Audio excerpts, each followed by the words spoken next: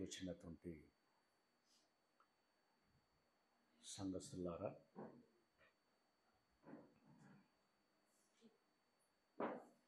ఆత్మీయులారా, మీ అందరికీ పేరు పేరున వందనములు, శోభలు తెలియజేస్తున్నాను.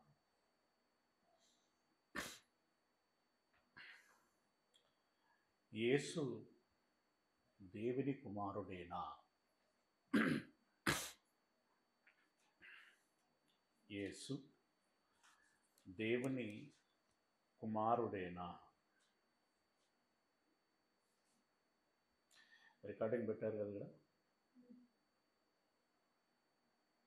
వైర్ ఏమైంది?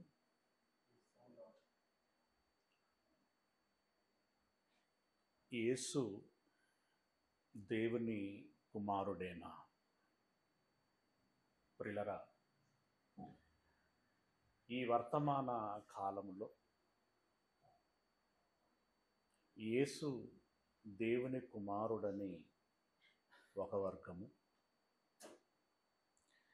లేదు ఆయన కుమారుడు కాదు,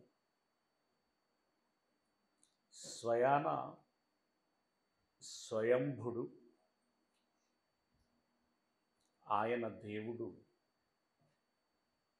ఆయన యెహోవా, ఆయననే మనము ఆరాధిస్తున్నాము, ఆరాధించాలి అని మరొక వైపు భిన్నమైనటువంటి వ్యక్తీకరణలతో సోషల్ మీడియా అంతా కూడా చాలా సందడిగా ఉన్నది.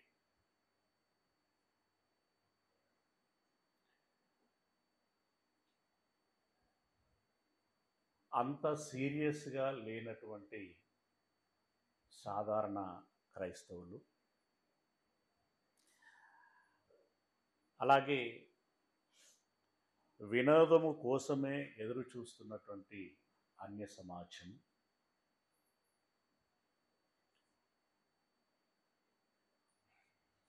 ఆ వర్గములోనూ ఈ వర్గములోనూ ఉన్నటువంటి మాస్ పీపుల్స్ ఏం జరుగుతుందా చూద్దాము అని చెప్పి వాటిని మరింతగా లైక్లు కొట్టి, షేర్లు చేసి, కామెంట్లు పెట్టి రెచ్చగొట్టేటువంటి ప్రయత్నం చేస్తున్నారు వినోదం కోసం. వాళ్ళు వీళ్ళు అరుచుకుంటూ ఉంటే, కేకలు వేసుకుంటూ ఉంటే ఆనందించేటువంటి వర్గము. ఇక అలనాడే సవాలు చేసినటువంటి సాతాను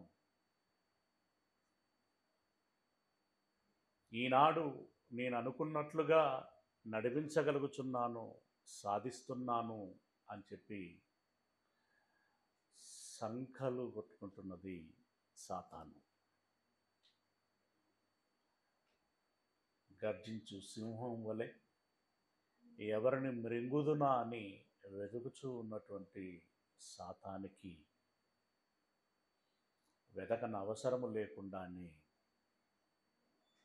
కావలసినంత మేత దానికి దొరుకుచున్నది. ఇలాంటి సమయంలో దేవా, మీ సంకల్పమునకు నేను నిలబడి ఉంటున్నాను, చివరి వరకు మీరేంటో ఈ సమాజానికి నేను చూపించగలుగుతాను, మీ బిడ్డనుగా మీ ఇష్టాన్ని నెరవేరుస్తూ మీ కొమ్ము కాస్తాము అనేటువంటి విధంగా మనబోటి వారము నిలబడవలసి ఉన్నది. ప్రియులారా, ఈ యుద్ధం యేసు ప్రభుల వారు 30 ఏట నుండి బోధ ఆరంభించిన నాటి నుండి ప్రారంభమైంది. అది వరకు ఉన్నటువంటి యుద్ధం ఉంది, అదొక వర్షన్లో ఉంది. కానీ యేసు ప్రభుల వారు లోకములోనికి వచ్చిన తర్వాత యుద్ధములో మార్పు చోటు చేసుకున్నది.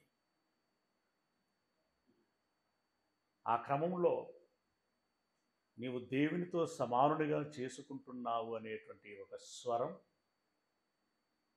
లేచి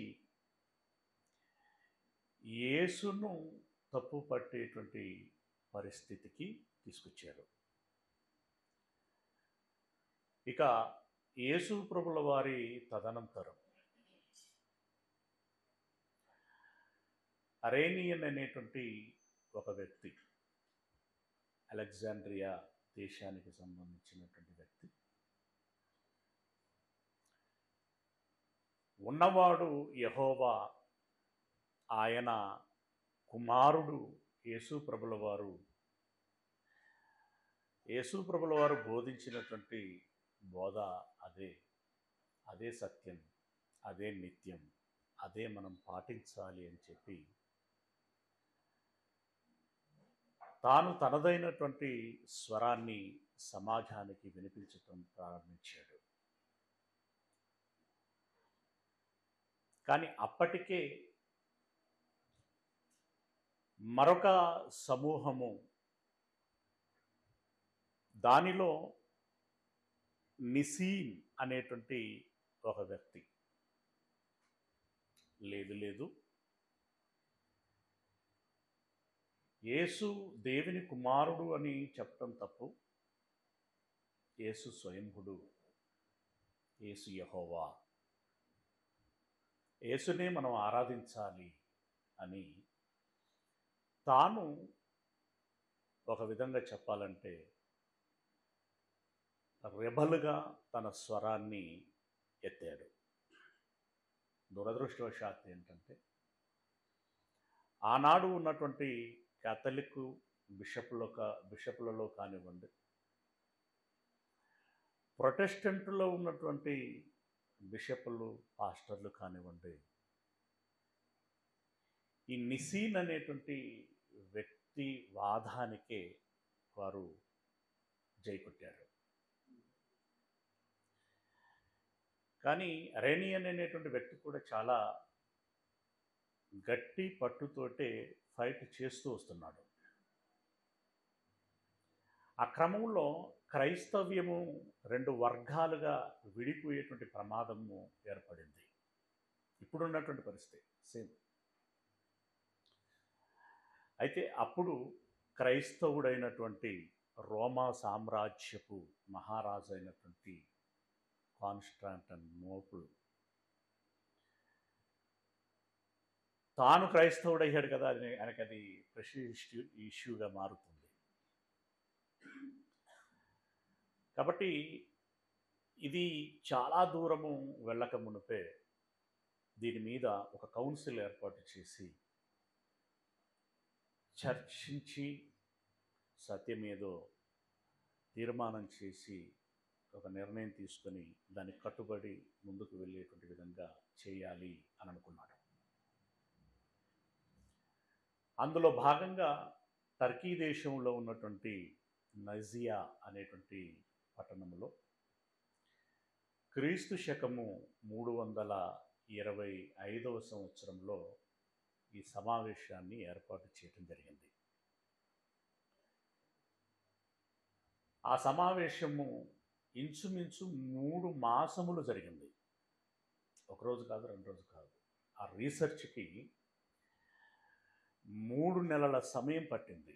మే మాసంలో ప్రారంభిస్తే జూన్, జూలై చివరిలో చర్చ ముగియటం జరిగింది. బాధాకరమైనటువంటి విషయం ఏంటంటే నిసీన్ ఏదైతే సిద్ధాంతాన్ని ప్రవేశపెట్టాడో అదే సత్యము అని చెప్పి వారు తీర్మానం చేయటం జరిగింది. అదే ప్రపంచములో ఇక ప్రాపగండగా అది విస్తృతమైపోయింది. అదే త్రిత్వ సిద్ధాంతంగా ఆనాటి నుండి ఈనాటి వరకు 3 పువ్వులు 6 కాయలు అన్నటువంటి విధంగా విస్తరిస్తూ పోయింది. ప్రియులారా, అయితే ఈ నైజియన్ అనేటువంటి ఆ వ్యక్తి యొక్క సిద్ధాంతము అలా అనకూడదు, కానీ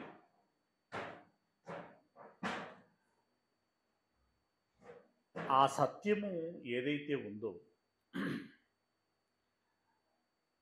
దానిని మేము మా వంతుగా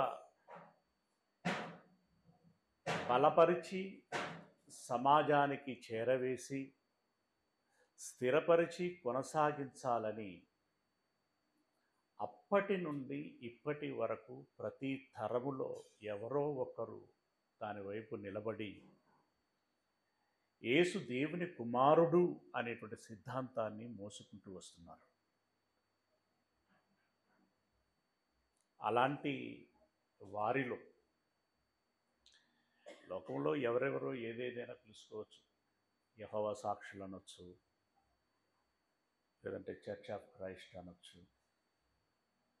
ఇలా ఎంతోమంది ఒక్కొక్కరు ఒక్కొక్క తరంలో మోసుకుంటూ వచ్చారు. సరే, ఎవరి దృష్టిలో ఏమున్నా కూడా 20వ శతాబ్దంలో పిడి సుందర్రావు అనేటువంటి వ్యక్తి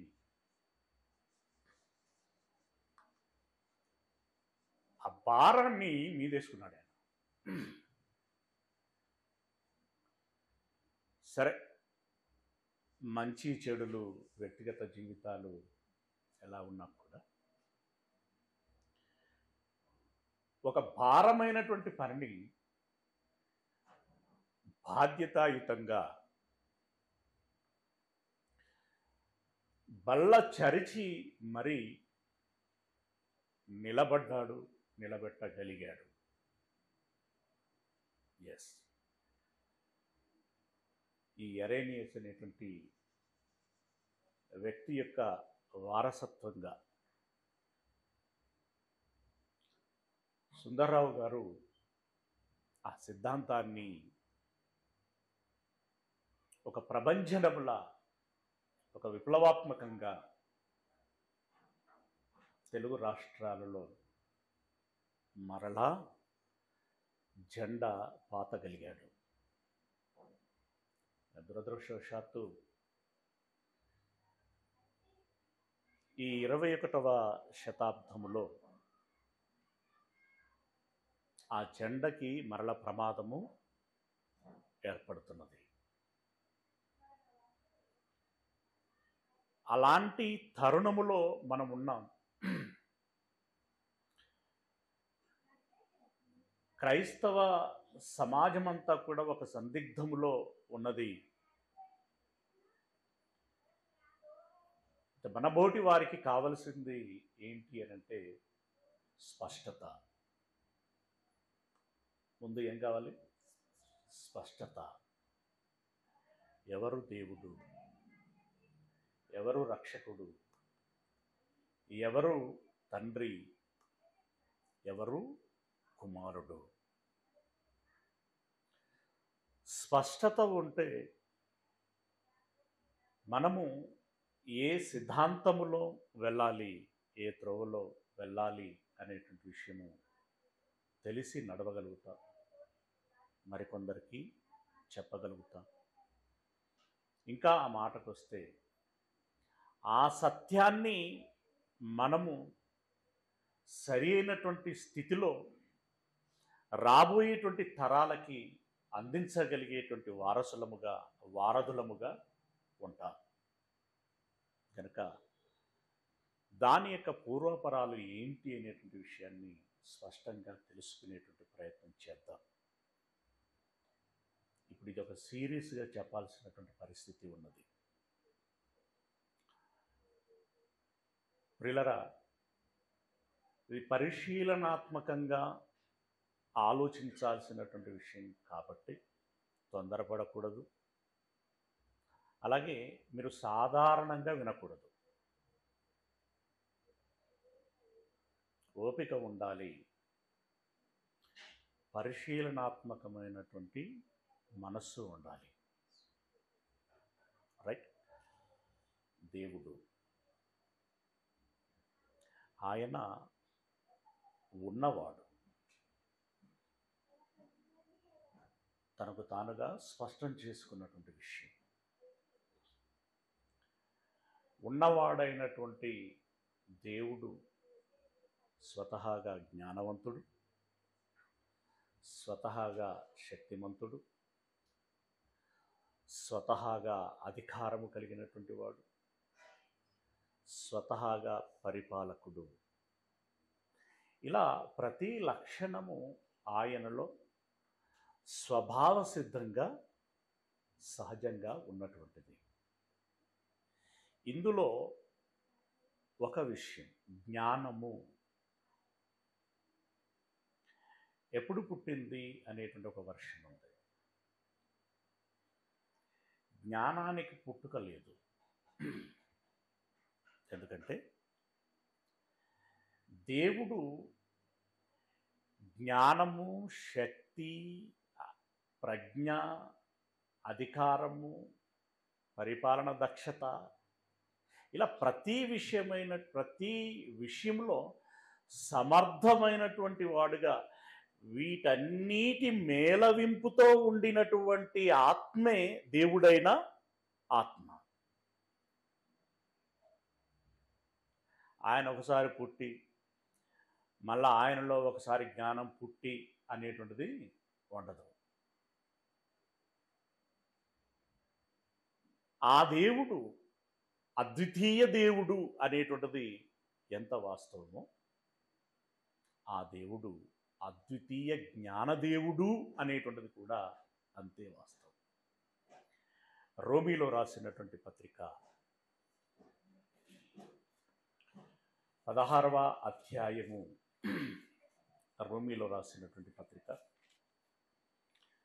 16వ అధ్యాయము 27వ వచనము. రోమీలో రాసినటువంటి పత్రిక 16వ అధ్యాయము 27వ వచనం. సమస్తమైన అన్యజనులు విశ్వాసమునకు విధేయులగునట్లు అనాది నుండి రహస్యముగా ఉంచబడి ఉన్నప్పుడు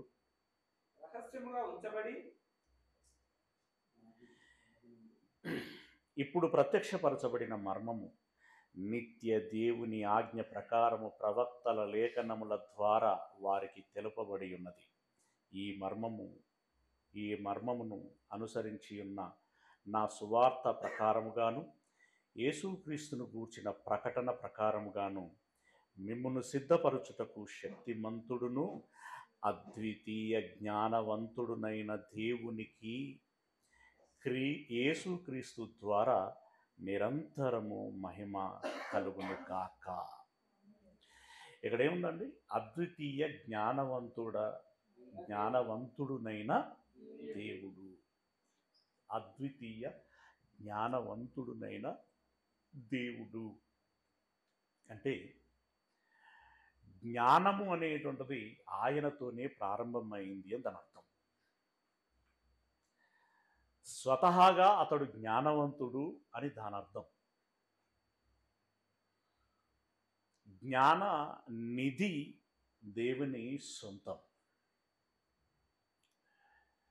ఆ దేవుడు తన పిల్లలైనటువంటి వారికి జ్ఞానమును ఇవ్వాలని, అంటే దాని అర్థం తన ఆలోచనను చెప్పాలని భావించినటువంటి వాడు. కనుక కాస్తో కూస్తో ఇంకా ఈ మనుషులలో జ్ఞానము ఉన్నది అని అంటే అది దేవుడు ప్రసాదించినటువంటిది. అవునా? సామెతల గ్రంథం 2వ అధ్యాయము,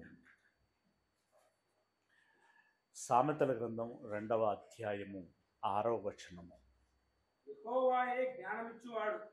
దేవుడే అంటే యెహోవాయే జ్ఞానమును ఇచ్చేటువంటి వాడు.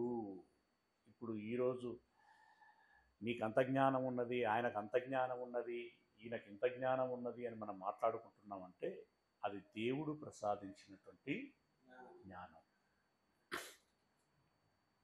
సొలొమోను గారికి ఎవరిచ్చారు జ్ఞానాన్ని? దేవుడు ఇచ్చాడు. ఇంకా చాలామంది భక్తులకి దేవుడే జ్ఞానాన్ని ఇచ్చాడు. వాళ్ళకు ఇచ్చినట్లుగానే యేసు ప్రభుల వారికి కూడా దేవుడు జ్ఞానమును ఇచ్చాడు. అవునా? అందుకే ఆయన ఏమంటాడంటే, పరలోకమందు తండ్రి నాకు చెప్పిన సంగతులనే నేను మీతో మాట్లాడుచున్నాను అని అంటాడు యోహాను సువార్తలో కదా. తండ్రి నాకు చెప్పి పంపించగా ఆ మాటలనే మీకు బోధిస్తున్నాను అని అంటే, యేసు ప్రభుల వారు బోధించినటువంటి బోధ అంతా కూడా, ఆ సంగతులన్నీ కూడా, ఆ మాటలన్నీ కూడా యేసు ప్రభుల వారివి కావు. అది ఆయన నోటనే చెప్పినటువంటి మాట. ఎవరివన్నాడు? నా తండ్రివి.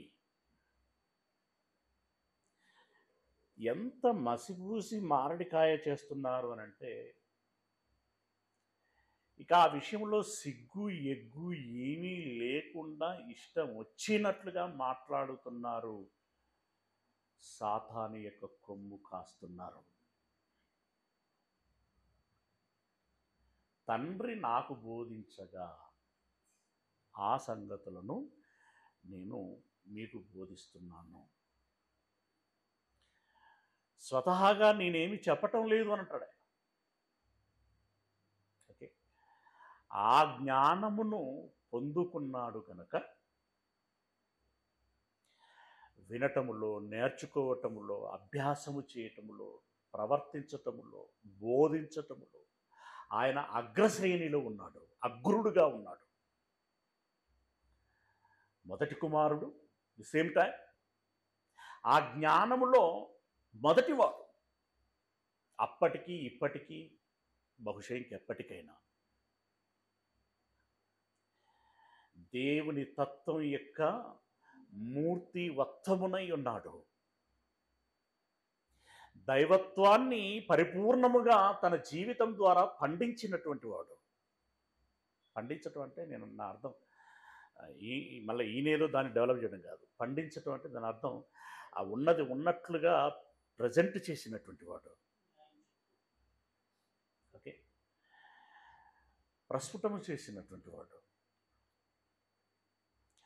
గనుక దేవుడికి నచ్చి ఆయనకి మరొక పేరు పెట్టుకున్నాడు.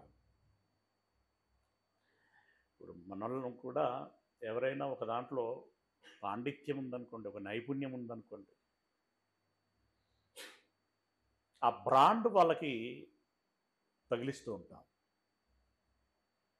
ఎవరైనా ఇప్పుడు ఒక పేరుతో 4-5 ఉన్నారనుకోండి, ఎవరైనా అని అంటే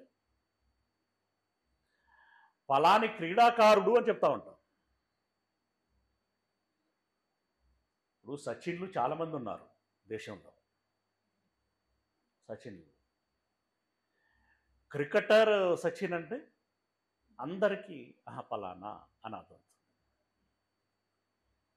అలాగే చిన్నదో పెద్దదో దైవ జ్ఞానమో దైవ జ్ఞానమో కలిగినటువంటి వారు చాలామంది ఉన్నారు.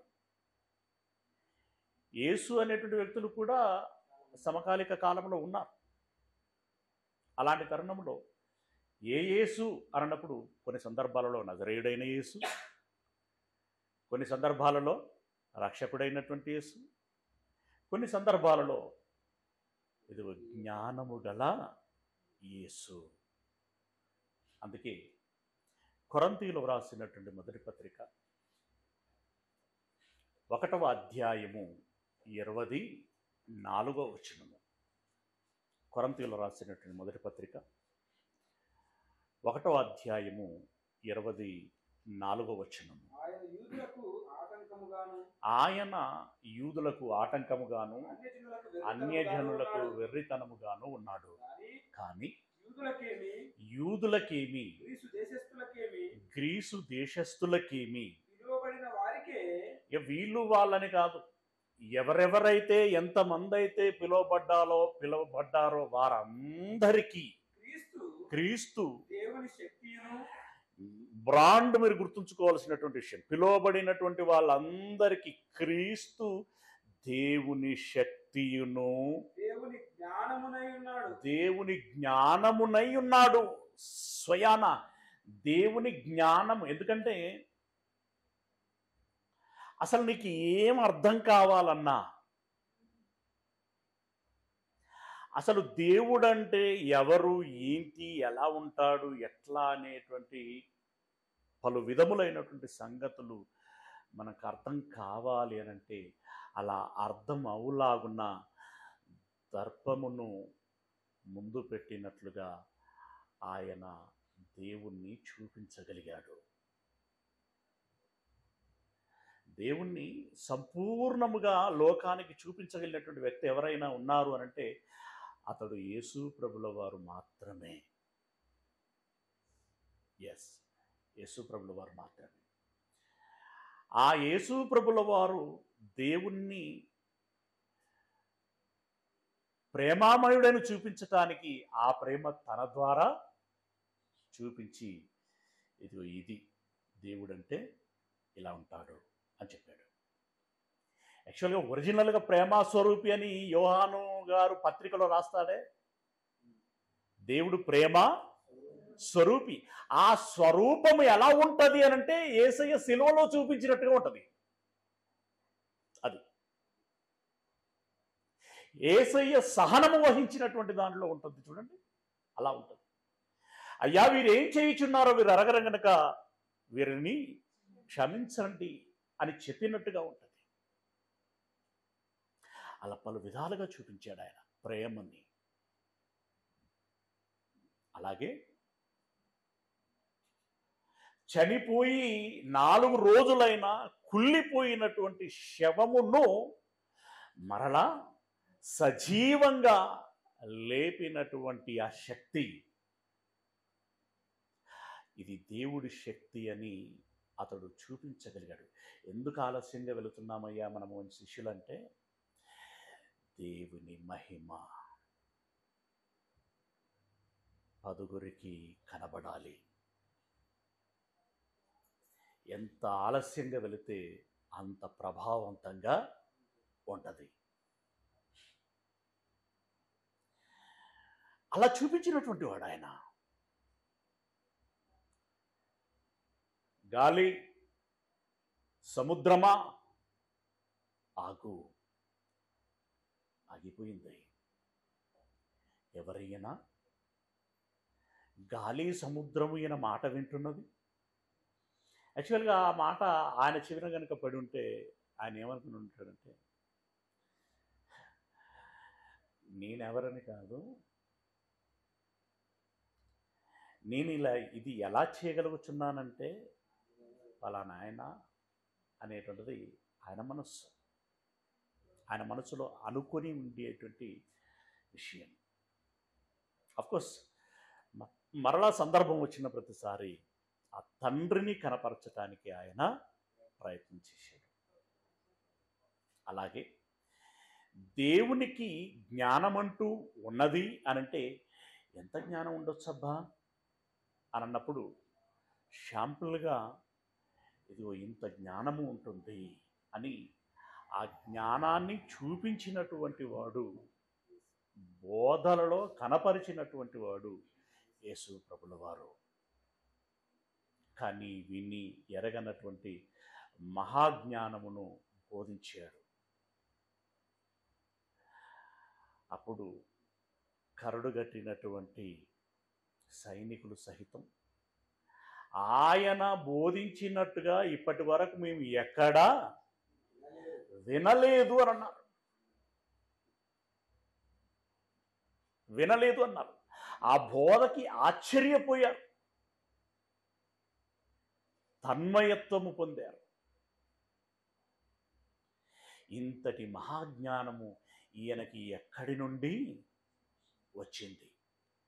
ఈ థింకింగ్ బాగుంది, ఈ ప్రశ్న కూడా బాగుంది. ఈయనకి ఎక్కడి నుండి వచ్చింది? అప్పుడు ఆయన చెప్పాడు, ఇందాకనే మాట్లాడుకున్నాం కదా, నా తండ్రి ఇచ్చాడు, మళ్ళా తండ్రి అంటావు అని అన్నారు అంతే. ఆ చిన్న డిఫరెన్స్. నా తండ్రి నాకు ప్రసాదించింది. ఆ దేవుని జ్ఞానమును యేసు తన బోధనల ద్వారా, తన జీవన విధానము ద్వారా చూపించాడు. దేవుని జ్ఞానం అది. అందుకే క్రీస్తు ఏమై ఉన్నాడు? దేవుని జ్ఞానమునై ఉన్నాడు. క్రీస్తు దేవుని జ్ఞానమునై ఉన్నాడు. ఇప్పుడు జ్ఞానము అంటే ఎవరన్నమాట ఇక్కడ? సెకండ్ వర్డ్కి ఛాన్సే లేదు, సెకండ్ థింకింగ్కి ఛాన్సే లేదు. స్వతహాగా దేవుడు జ్ఞాని అయితే ఆ జ్ఞానము నిండుగా యేసయ్యకి ప్రసాదించాడు. ఆ యేసయ్య ఆ నిండుదనముతోటి జ్ఞానం అనేటువంటి వెలుగును లోకమునకు చూపించాడు, కనపరిచాడు. ఇప్పుడు జ్ఞానము అని అనగానే యేసు అనేటువంటి విషయం మదిలో మెదలాలి, మనసులో ఉండాలి.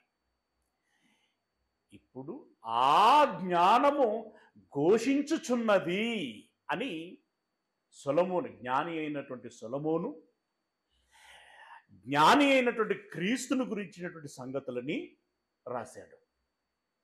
8:1 సామెతల గ్రంథం 8వ అధ్యాయము 1 జ్ఞానము ఘోషించుచున్నది, జ్ఞానము ఘోషించుచున్నది, వివేచన తన స్వరమును వినిపించుచున్నది.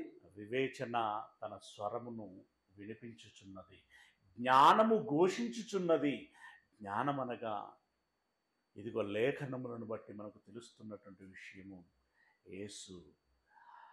యేసు ఘోషించుచున్నాడు. ఏమని అనంటే ఇదిగో 2, 3, 4, 5, 6, 7 ఇలా అనేక విషయాలను బోధించుకుంటూ వచ్చి 22వ వచనములకు వచ్చేసరికి అనాది కాలమునందే నేను ఏర్పాటు చేయబడి ఉన్నాను, లేదా నియమించబడి ఉన్నాను. ఇంకా కిందికి వస్తే కొండలు లేక మునుపు, ప్రవాహ జలములు లేనప్పుడు, నేల మంటిలో రవ్వంతయు సృష్టించక మునుపు నేను పుట్టి తిని. అనాది కాలములో నేను పుట్టి తిని, సృష్టి ఆరంభములో నేను ప్రధాన శిల్పినిగా ఒంటిని అని ఇలా అనేక సంగతులు చెప్పుకుంటూ పోతున్నప్పుడు యేసు ప్రభుల వారు జన్మించినటువంటి వాడు, ఆ జన్మ అనాది కాలములో జరిగింది అని ఎరిగిన నాట నుండి బోధింపబడుచున్నటువంటి సంగతులు ఇవి. అప్పుడు కొంటెగా, కొంత హేళనగా, అపహాస్య స్వరముతో జ్ఞానం అంటే యేసా, ఎంత ఎంత ఎత్తుగడ వేస్తున్నది సాతానంటే, జ్ఞానం అంటే యేసా. 8వ అధ్యాయములో ఉన్నటువంటి జ్ఞానం అనేటువంటి పదాన్ని తీసుకొని మీరు యేసు అని అంటున్నారు. మరి 7వ వచనములో ఉన్నటువంటి 7వ అధ్యాయములో ఉన్నటువంటి జ్ఞానం సంగతి ఏంటి? అలా 6, 5, 4, 3, 1 వీటంతట్లో ఉన్నటువంటి జ్ఞానపు సంగతి ఏంటి? అవన్నీ కూడా యేసేనా అని ముబ్బడిగా ఎదుటి వారి మీద దాడి చేస్తున్నటువంటి పరిస్థితి. అందులో ఒకదాన్ని గట్టిగా మాట్లాడారు. యేసు అంటే, జ్ఞానం అంటే యేసు అన్నావు కదా, అయితే దీని సంగతి ఏంటో చెప్పు, ఇదే లైన్లో ఇదే ఫార్మాట్లో ఉన్నటువంటి విషయము, దీని వివరణ నువ్వు చెప్పు అని చెప్పి కొంచెం గందరగోళపరచటం. మరి అన్నగారైనటువంటి జానన్న ఇబ్బంది పడినటువంటి సంగతి మీకు తెలిసిందే. అప్పుడు సంధించబడినటువంటి ప్రశ్న ఇది. 7వ అధ్యాయము 4వ వచనము 7వ అధ్యాయము. జ్ఞానముతో జ్ఞానముతో నీవు నాకు అక్కవనియు, నీవు నాకు అక్కవనియు, తెలివితో తెలివితో నీవు నాకు తెలికెత్తవనియు చెప్పుము. జ్ఞానం అంటే యేసు అని అన్నావు కదా, ఇదిగో జ్ఞానముతో నువ్వు ఏమనుము, నీవు నాకు అక్కవనియు అని వ్రాయబడింది కదా. మరి యేసు మనకు అక్కనా? యేసు నీకు అక్కనా? నాకు అక్కనా? అక్క అని అనుకోమంటావా? ఇంతకీ అక్క అంటే అందులో భూతేమున్నది? అక్క అంటే అందులో చిన్నతనం ఏముంది? అయితే అయ్యగారు ఈ మాటతో సవాలు చేస్తున్నటువంటి ఛాలెంజర్ అదే వారసత్వాన్ని కొనసాగిస్తున్నటువంటి సహోదరులారా, ఇంకొన్ని మాటలు మీ దృష్టికి తీసుకొస్తాను. వాటిని మీరు బైబిల్లో నుండి తొలగిస్తారా, మీరే సరిదిద్దుకుంటారా? అది మీ చాయిస్. యేసు ప్రభుల వారు పునరుత్థానం చెందిన తర్వాత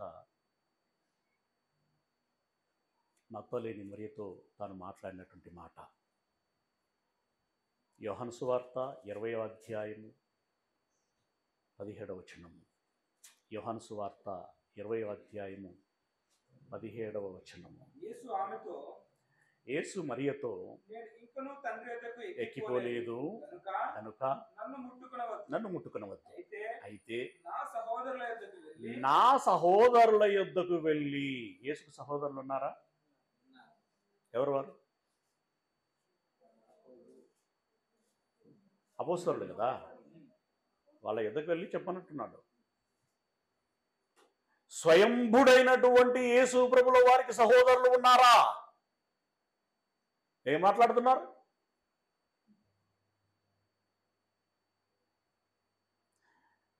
నాకు సహోదరులు ఉన్నారని స్వయంగా ఎవరు చెప్పారు? యేసు ప్రభుల వారు చెప్పారు. యేసు ప్రభుల వారికి సహోదరులు ఉండొచ్చు కానీ సహోదరి మనలు ఉండకూడదా?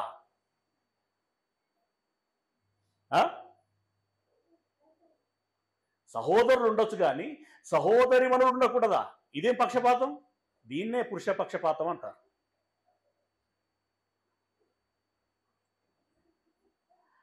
అక్క అనంటే కొన్ని కుటుంబాలలో తల్లిదండ్రులు మరణిస్తే అక్కలే పిల్లలకి తండ్రి అవుతారు, తల్లి అవుతారు.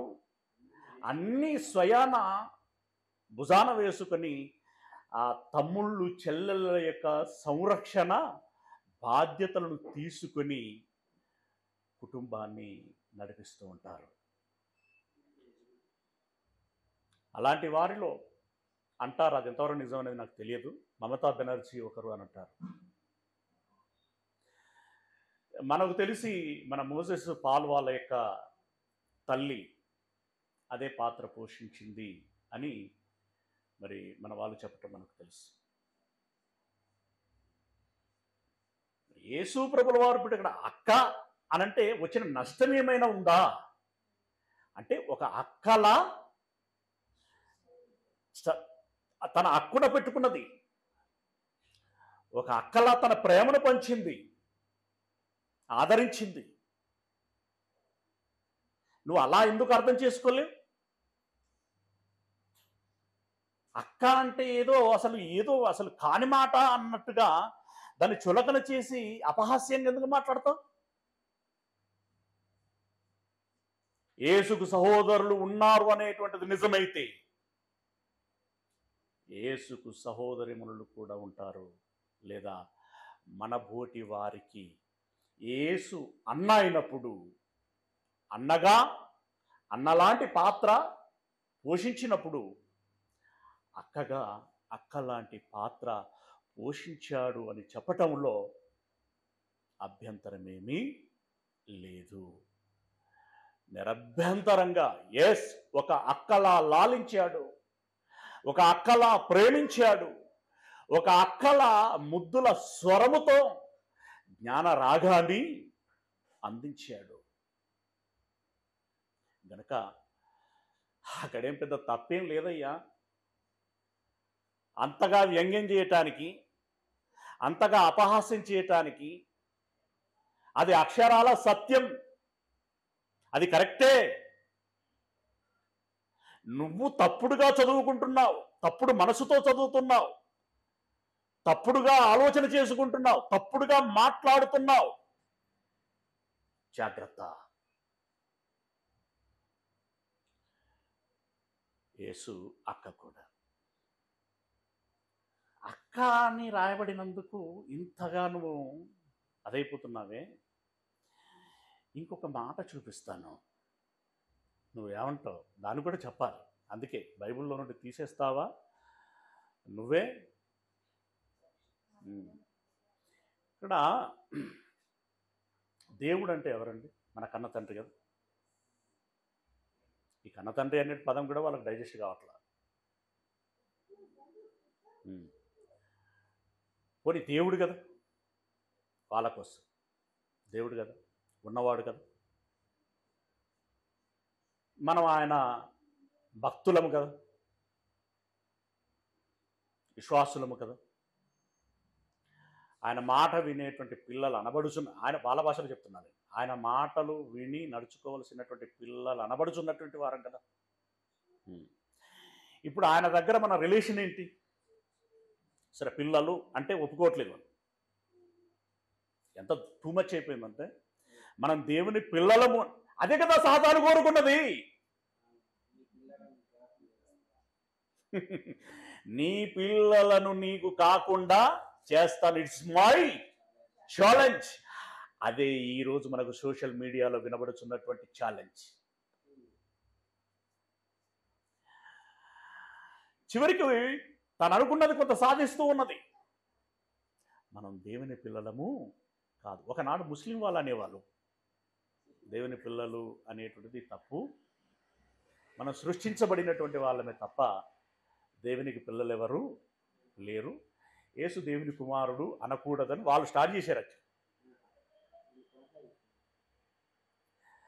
ఏమండి దాన్ని అంటే స్టార్ట్ చేశారంటే మనం ఇందాక మాట్లాడుకున్నట్టుగా 325వ సంవత్సరంలోనే అది ఆరంభమైపోయింది. అప్పటికే అది ఉంది, అంతకు ముందు నుండే ఉంది.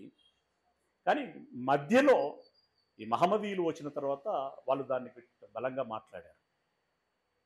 ఇప్పుడు వాళ్ళు ఎవరో కాదు, క్రైస్తవులు అనబడుచున్నటువంటి వారే ఈ తరములలో, మన తరములలో మాట్లాడుచున్నారు. మనము దేవుళ్ళము కాదు, మనం దేవుని పిల్లలము కాదు అని.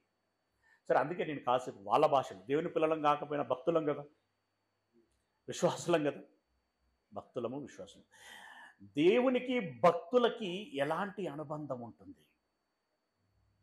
అందులో ఒక పవిత్రత ఉంటుంది కదా, అందులో ఒక పరిశుద్ధత ఉంటుంది కదా, అందులో హెల్దీ, ఏమండి ఆ హెల్దీ రిలేషన్ అని అంటే ఇంకా మరొక XYZ అనేటువంటి దానికి ఛాన్స్ లేదు. అంత పవిత్రమైనది, అంత శ్రేష్టమైనటువంటిది కదా. ఇది మనసులో పెట్టుకోండి. యెషయా గ్రంథము 54వ అధ్యాయము, యెషయా గ్రంథము 54వ అధ్యాయము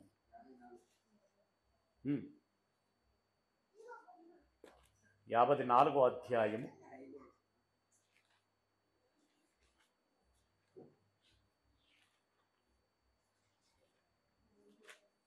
5వ వచనం. 54వ అధ్యాయము 5వ వచనము. నిన్ను సృష్టించిన వాడు నీకు భర్త అయి ఉన్నాడు. ఓకే, నీ మాటనే అక్కడ కూడా నీ పదవి ఉన్నది అక్కడ. సృష్టించినవాడు, కన్నవాడు కాదు, సృష్టించినవాడు. నిన్ను సృష్టించిన వాడు నీకు ఏమై ఉన్నాడట? ఇది బాగుందా? ఓకేనా? దేవుడైతే భర్త అవ్వచ్చు,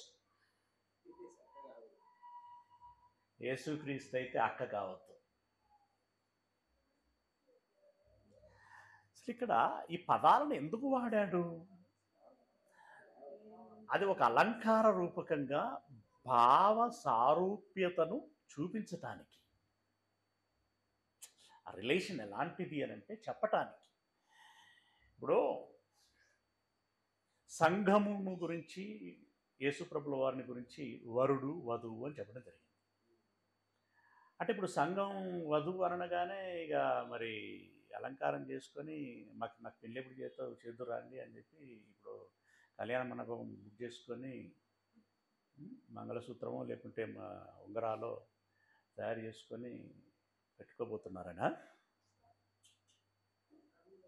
ఆ తదనంతరం కాపురం చేయబోతున్నారనా? పచ్చిగా మాట్లాడుతున్నాను. ఏం మాట్లాడుతున్నా? బుద్ధుందా నీకేమన్నా? బుద్ధున్నదా?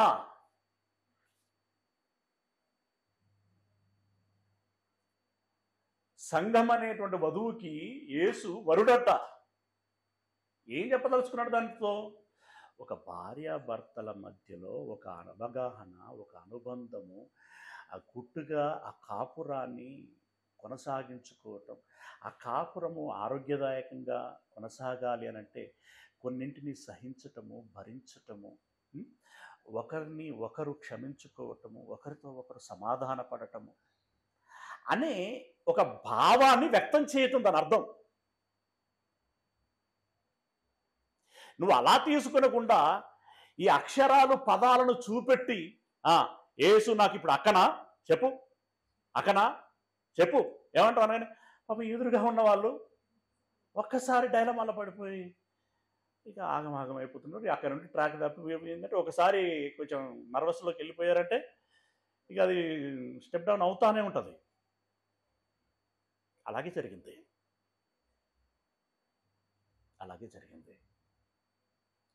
ఇంకా ఉన్నాయి ఇక్కడ దేవుడు ఇక్కడే 50వ అధ్యాయంలో చూడండి. 50వ అధ్యాయం 1వ వచనంలో యెహోవా ఇలాగు సెలవిచ్చుచున్నాడు, నేను మీ తల్లిని విడనాడిన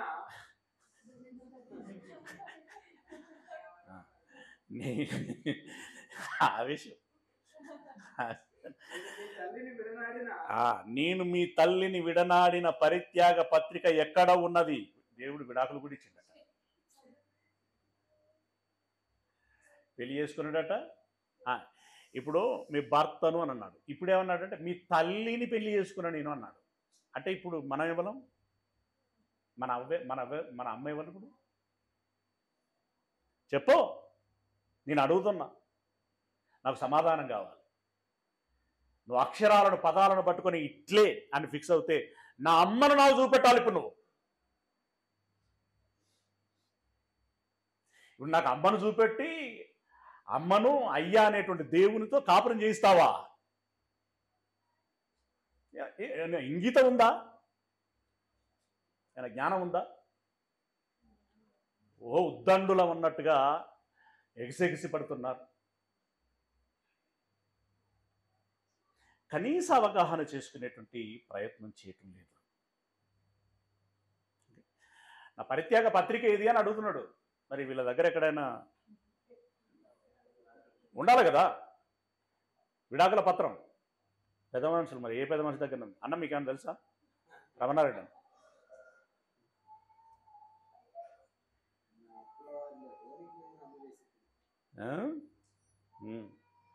ఎన్నెన్ని మాటలు, ఎన్నెన్ని సంగతులు చెప్పాడు.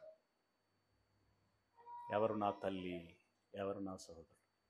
నా వాక్యం వింటున్నటువంటి వారే, దేవుని చిత్తం చొప్పున జరిగించువారే నా తమ్ముళ్ళు, నా తల్లి, నా అక్క, నా చెల్లి అని అన్నాడు.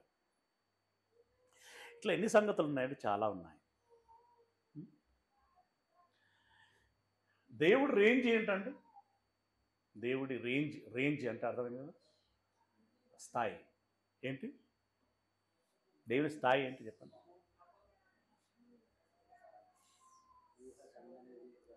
ఊహకు అందనంత ఎత్తైన స్థలంలో ఉన్నటువంటి వాడు, ఉన్నతుడు. సరే, అబ్రహాం స్థాయి మనకంటే గొప్పది. ముందే చేతులు ఎత్తి చెప్తాం, చాలా గొప్పవాడు. కానీ అబ్రహాము స్థాయికి దేవుని స్థాయికి ఎంత వ్యత్యాసం?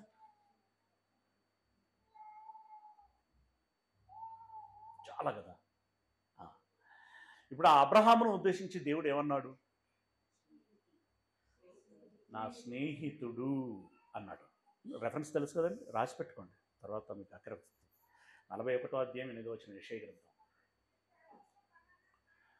అబ్రహాము నా స్నేహితుడు అని అన్నాడు. అట్లెట్లా అయిండు? ఏ ఏ ఏ ఏ కోశాన నీకు అతడు దగ్గర అయ్యిండు? ఎలా దగ్గర అయ్యిండు? ఆయనకు నీకు ఫ్రెండ్షిప్ ఏంటి? ఎలా తీసుకోవాలి? ఇప్పుడు అబ్రహాము నా స్నేహితుడు అంటే ఎలా తీసుకోవాలి కదా?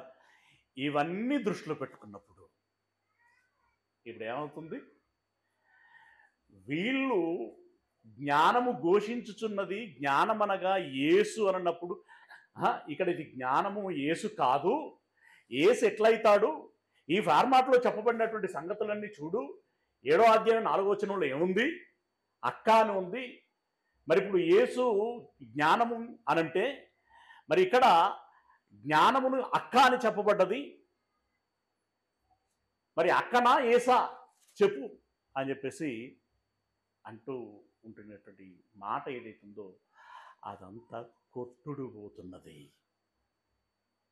ఎస్, జ్ఞానము యేసు, జ్ఞానము అన్న, జ్ఞానము అక్క, జ్ఞానము తండ్రి, తల్లి, వరుడు, ఈ బంధాలన్నింటినీ ఒక ఆచరణాత్మకమైనటువంటి విధానములో అతడు చూపించినటువంటి వాడు. ఇది ఆత్మీయ కోణములో, ఏమండి, మానసికమైనటువంటి పరిపక్వతలో జరిగినటువంటి కార్యక్రమాలు. అబ్సల్యూట్లీ సామెతల గ్రంథము 8వ అధ్యాయం 1వ వచనములో ఉన్నటువంటి మాట యేసు క్రీస్తే. లోక జ్ఞానం ఒకటి ఉంది, అది యేసుక్రీస్తు కాదు. అది జ్ఞానమే.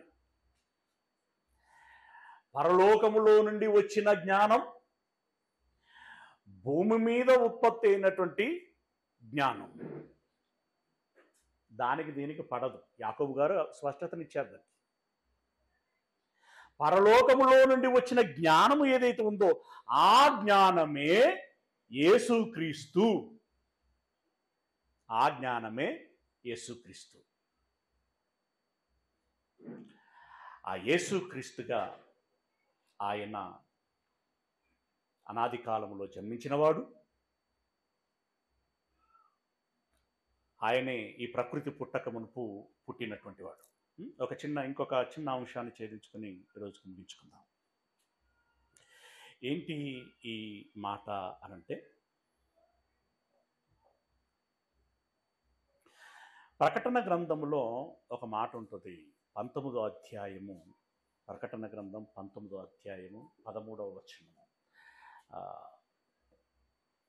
13వ వచనము అంటే అది సందర్భము యేసుక్రీస్తుని గురించేనా అనంటే, మీద మీరు 1-2 వచనాలను మీరు చదువుకుంటే మీకు అర్థమవుతుంది. మీరు తర్వాత చదువుకోండి, ఎందుకంటే సమయం మనకు సరిపోదు.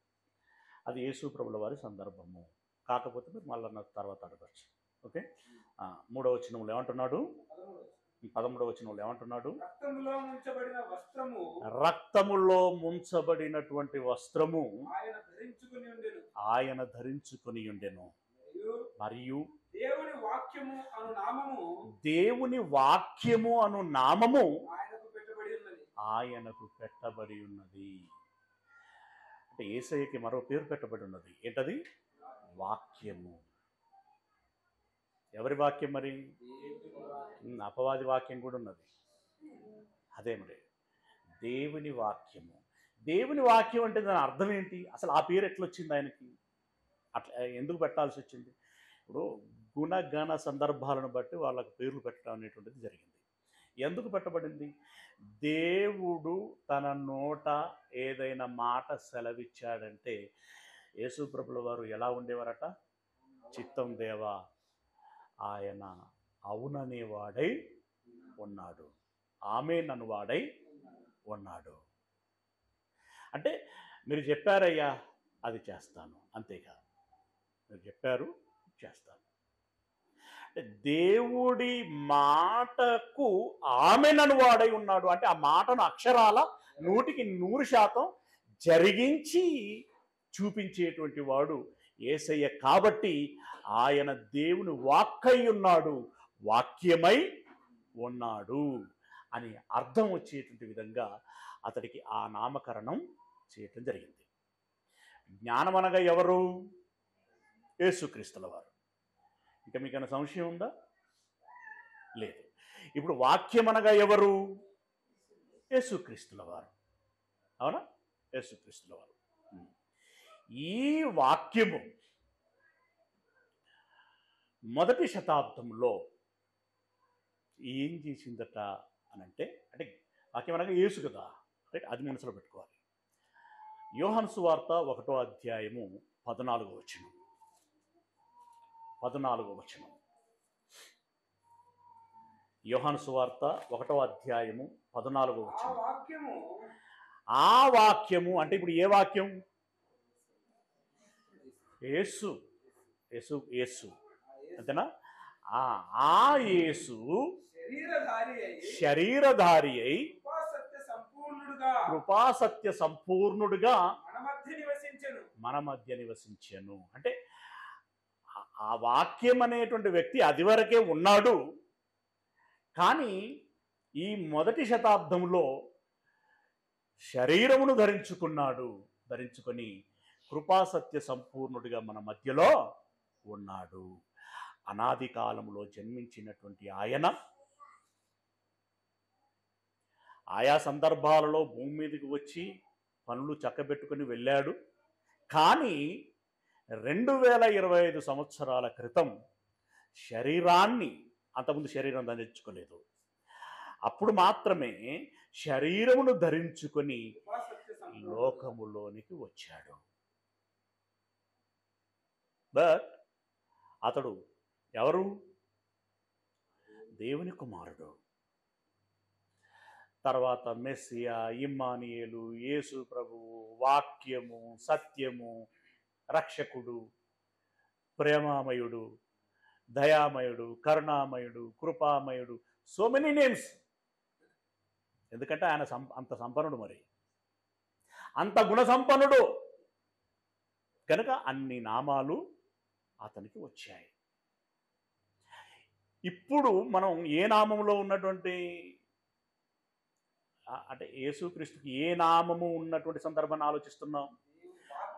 వాక్యము అనేటువంటి నామంలో ఉన్న సందర్భాన్ని ఆలోచిస్తున్నాం. ఈయన శరీరధారిగా రాకమునుపు వాక్యమై ఉన్న ఆత్మ, అదేనా? వాక్యమై ఉన్న ఆత్మ, వాక్యమై ఉన్న ఆత్మ. ఇప్పుడు 1వ వచనంలో రండి. ఆది యందు వాక్యము ఉండెను. అంటే ఎవరుండెను? యేసు ఉండెను, ఉంటాడు. దేవుడు సృష్టిని చేస్తున్నప్పుడు ప్రధాన శిల్పినిగా నేను అక్కడ ఉంటిని. అరే ఎంత బాగుంది ఆ సామెతల గ్రంథంలోకి. ఇప్పుడు ఈ యోహాను గారి 1వ అధ్యాయం 1వ వచనానికి ఎంత బాగా సారూప్యత కనబడుతున్నది మనకి. నేను అక్కడ ఉంటిని. ఏమండి? అనాదిలో జన్మించినటువంటి ఆయన ఆదిలో దేవుని యొద్ద ఉన్నాడు.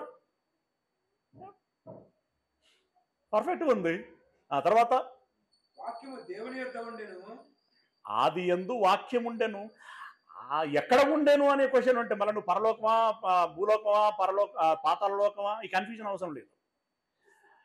ఏమండి? అసలు ఇవేవి ఈ లోకాలు లేవు.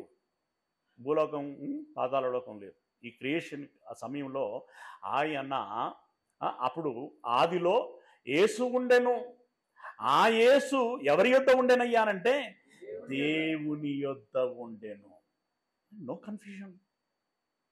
అసలు దీన్ని తికమక, మకతిక, ఏమండి, లకలక రకరకాలుగా మాట్లాడేసి కన్ఫ్యూజన్లో పెట్టేసి, చూసారా, యేసు దేవుడు అని చెప్పటానికి మొట్టమొదటి వచనం యోహాను సువార్త 1వ అధ్యాయం 1వ వచనం ఇదే ఫౌండేషన్ అని అంటున్నారు. అసలు ఏం డేషన్ కనబడుతుందో నాకు కనబడట్లా. Foundation, yes foundation. ఏం ఫౌండేషన్? భూమికి ఫౌండేషన్,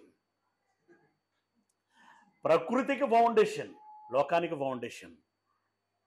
అప్పుడు ఆయన అక్కడ ఉన్నాడు, దేవుని యొద్ద ఉన్నాడు.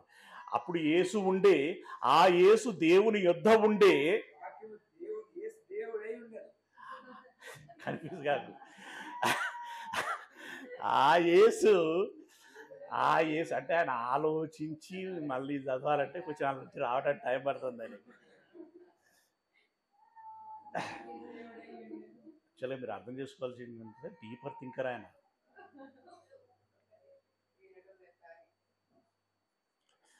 రైట్. దేవుని యొద్ద ఉన్నటువంటి యేసు ఆ యొద్దకు రాక మునుపు ఎక్కడ ఉండే? దేవునిలో ఉండే. దేవునిలో ఉండే. దేవునిలో ఉన్నప్పుడు ఆయనకు ప్రత్యేక ఉనికి ఉండదు.